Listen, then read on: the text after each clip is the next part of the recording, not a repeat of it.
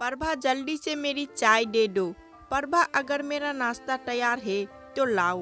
Prabha lunch box तैयार हुआ कि नहीं। जितने लोग उतने ही फरमाइश से सुबह से ही प्रभा के नाम आदेशों की लाइन लगनी शुरू हो जाती थी। वो खुशी खुशी सबकी फरमाइश पूरी कर देती थी। उसने भी जैसे अपने 2 पैरों में 10 पहलू लगा रखे हो। उसकी सेवा से घर का हर एक सदस्य संतुष्ट था। वर्मा परिवार उसकी सेवा और ईमानदारी को स्वीकार भी करता था। मिसेस वर्मा का बेटा अविनाश तो उस पर लट्टू था। हमेशा उसके आसपास दौड़ते रहने की कोशिश करता रहता था। प्रभा भी मनी मन उसे चाहने लगी थी।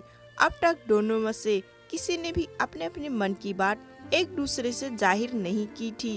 घर के दूसरे कामों के अलावा मिसेस वर्मा की बूढ़ी सास की देखभाल की पूरी जिम्मेदारी प्रभा की कांधे पर ही थी। दरअसल मिसेस वर्मा एक इंटर कॉलेज की प्रिंसिपल थी। उन्हें सुबह के 9 बजे तक घर छोड़ना पड़ता था। बड़ा बेटा अविनाश और बेटी ज्योति दोनों सुबह 9:30 बजे तक अपने अपने कॉलेज के लिए निकल जाते थे। घर के मालिक पी.के. वर्मा पेशों से वकील थे और उनके चाय नाश्ता का इंतजाम प्रभा को ही देखना पड़ता था। प्रभा सुबह के 8 बजते बजते वर्मा परिवार के फ्लाइट पर पहुंच जाती थी। पूरे 8 घंटे लगातार काम करने के बाद शाम के 5 बजे तक ही वो अपने घर लौट पाती थी। उस दिन प्रभा मिस्टर वर्मा के घर पर अकेली थी। बूढ़ी अम्मा भी किसी काम से पड़ोस में गई हुई थी। घर का काम निपटाकर थोड़े सुस्त लेने के लिए प्रभा जैसे ही बैठी, दरवाजे की घंटी बज उठी। प्रभा ने दरवाजा खोला तो सामने अविनाश खड़ा था। घर में और कोई नहीं है क्या? अविनाश ने अंदर आते हुए पूछा। नहीं, प्रभा ने छोटा सा जवाब दिया। कमरे में खुद के अलावा अविनाश की माँ जुटगी ने उसकी दिल की धड़कन बढ़ा दी थी। वो अपनी नजरें चुरा रही थी। इधर अविनाश का दिमाग प्रभा को अकेले पाकर बहकने लगा था। अविनाश ने अपने कमरे में आते हुए प्रभा को एक गिलास पानी देने के लिए आवाज लगाई। वो पानी लेकर कमरे में पहुंची। अविनाश ने उसे गिलास बेंच पर रख देने का इशारा किया। गिलास रखकर जब प्रभा लौटने लगी तो अविनाश ने उसे पीछे से अपनी बाहों में कसकर जकड़ लिया। एक तो लड़की की गडराई दे, मुश्किल से मिली तन्हाई और मालिक होने का रौब। अविनाश पूरी तरह अपने अंदर के हैवान के आगे मजबूर हो चुका था। ये आप क्या कर रहे हैं साहब? प्रभा पूरी तरह से डर गई थी। वही जो तुम चाहती हो, तुम्हें तो फिल्मों की हीरोइन होना चाहिए था। किन कंगालों के घर पैदा हो गई तुम? कोई बात नहीं, तुम तो किसी बड़े घर की बहू बनने के लायक हो मेरी जान। मैं तुम्हें बहुत प्यार करता हूँ। मैं तुमसे शादी करना चाहता हूँ। फिर अविनाश ने उसे बिस्तर पर गिरा दिया और उसके जिस्म पर सवार होने लगा।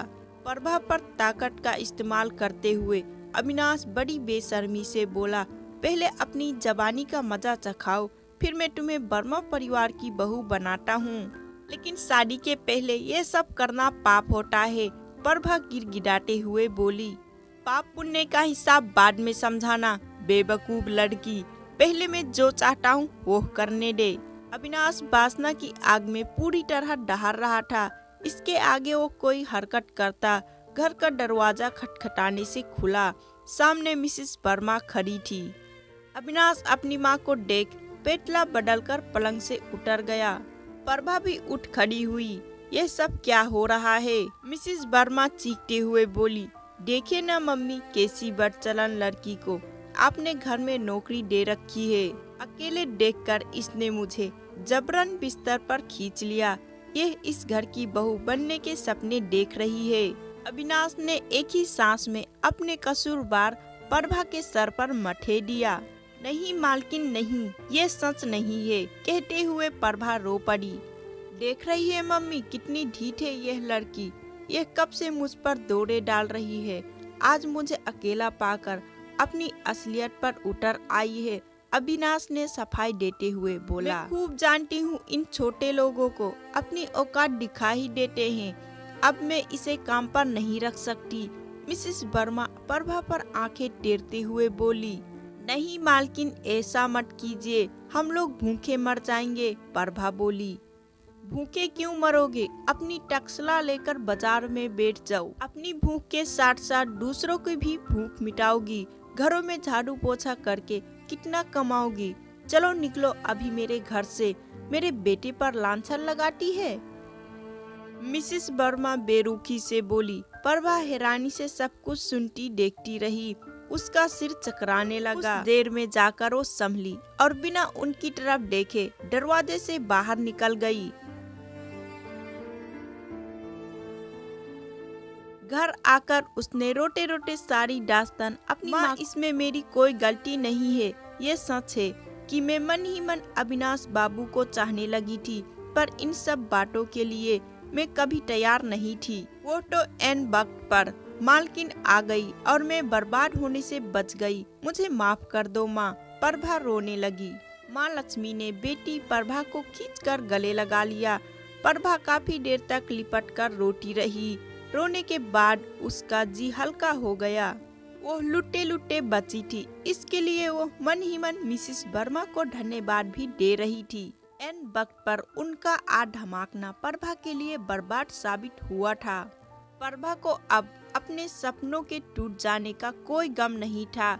उसके सपनों का राजकुमार तो अंदर से बड़ी बदसूरत निकला था। महीने की पगार की आस टूट गई तो क्या हुआ, इज्जत का कोहिनूर तो बच गया। ओह, अगर लुट जाता तो किस दुकान पर वापस मिलता। इतना कहकर उसकी माँ लक्ष्मी ने इत्मीनान की एक लंबी सांस ली। कुछ खोटे खोटे सब कुछ बच जाने का संतोष प्रभा के चेहरे पर भी दिखने लगा था।